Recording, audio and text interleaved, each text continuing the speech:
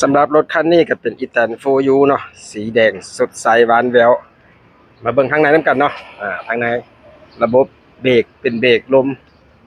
พวงมาลัยขับง่ายเนาะคันนี้บ่สามารถยกดั้มเลยพี่น้องคันนี้บ่สามารถยกดั้มเนาะคันนี้จะขับ4ล้อทางหลังเพิ่นเลือกเป็นล้อเรียบเนาะมาเบิ่งทางด้านลมจะเป็นตัวนี้โป้งหลังเนาะโป้งหลังพี่น้องจะเห็นแหนบบ่แหนบคือว่าเสริมหนาเป็นพิเศษเนาะตัวนี้เนาะแหนบเสริมหนาเป็นพิเศษในช่วงล่างของรถอีแตนโฟยู4x4 เนาะ4x4อันนี้จะเป็นโป้งหน้าเกียร์เป็นเกียร์ใหม่หมดทั้งคันเนาะอุปกรณ์ใหม่หมดทั้งคันรถคันนี้พวกเขารับประกันให้1 ปีเต็มเด้อพี่น้องส่วนทางด้านหน้าเนาะจะเป็นระบบ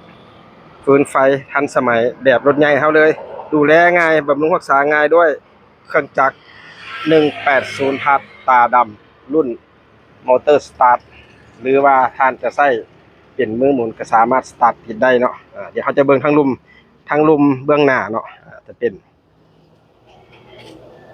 โป้งหน้าพี่น้องโป้งหน้ามีโซ่กันสะบัดพร้อมพี่น้องถึงจะเป็นโซ่กันสะบัด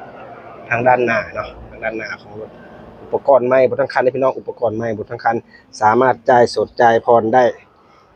จ่ายเป็นเดือนเป็นปีก็ได้เนาะ3 เดือน 6 เดือนข้างปีละข้างก็ได้รุ่นนี้บ่ยกดั้มเด้อพี่น้องรุ่นนี้บ่ยกดั้มเนาะรุ่นนี้บ่ยกดั้มส่วนคันข้างๆนี่เนาะคันนี้สีส้มยกดั้มได้ขับเคลื่อน2 ล้อพี่น้องสามารถเลือกได้เลยว่าจะเอายกดั้มหรือบ่เอายกดั้มเนาะ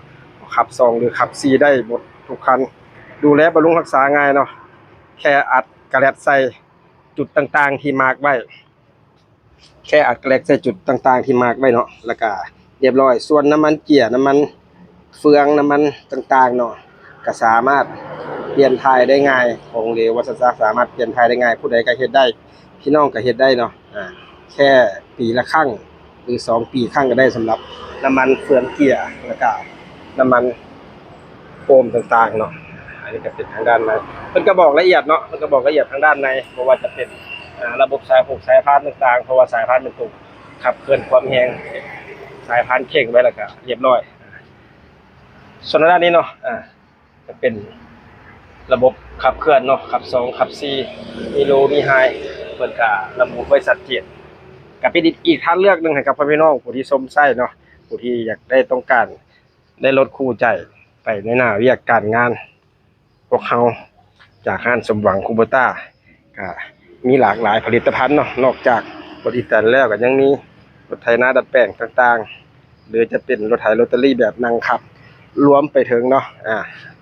รวมไปถึงนั่นเลยเนาะปั่นเข่าตู้ปั่นเข่าพี่น้องพวกเขาก็มีไว้เพื่อติดเพื่อเป็นอีกทางเลือกนึงให้กับพี่น้องผู้ที่อยากส้มอยากใช้ผลิตภัณฑ์ขนจักรเพื่อซอยในหน้าเวียกการงาน